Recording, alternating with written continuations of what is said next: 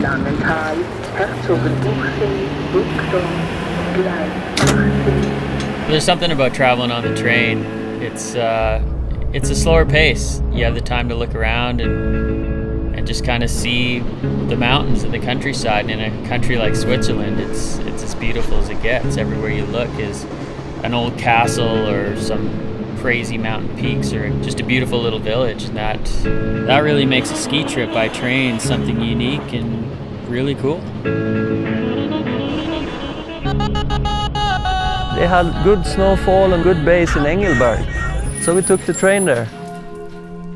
Arrived in the middle of the village, just walked over to the hotel, had a good sleep, woke up the next morning and we skied powder, and it was awesome.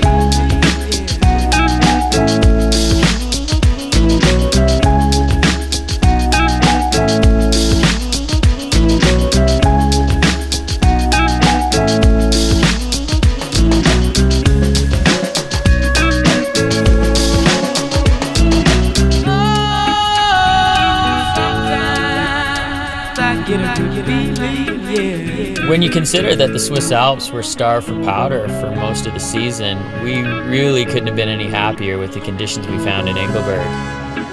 But after a few good days there, the weather came back in, so Kai and I decided to jump back on the train, and this time we headed for Andermatt.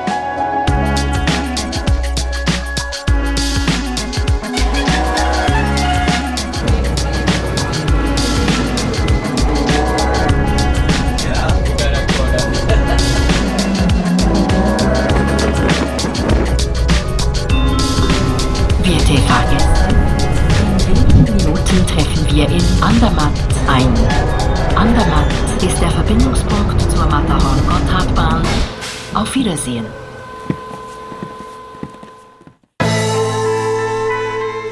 Couloirs. Yeah, there's a lot of couloirs like everywhere. And they're not that steep, it's just... They're just look right. Yeah.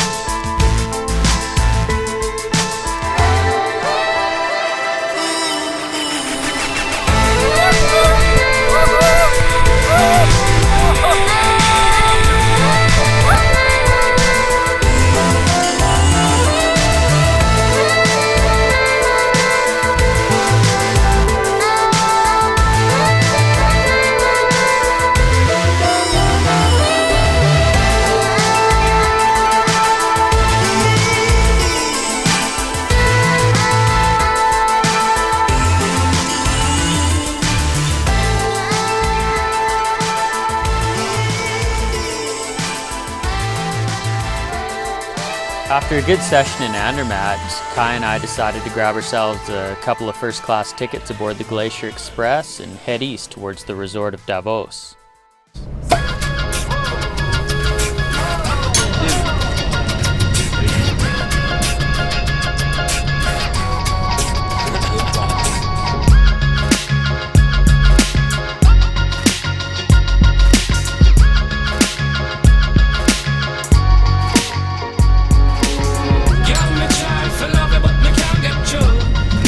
Tell me if you do. Yeah, me try to know me just can't get no blind. I feel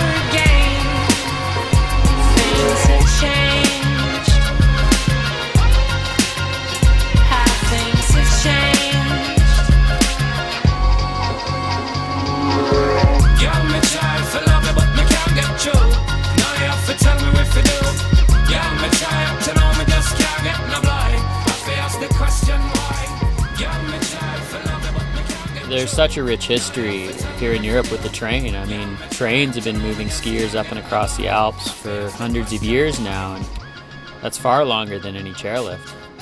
For me, mixing traveling and skiing is the perfect way of living. It's life.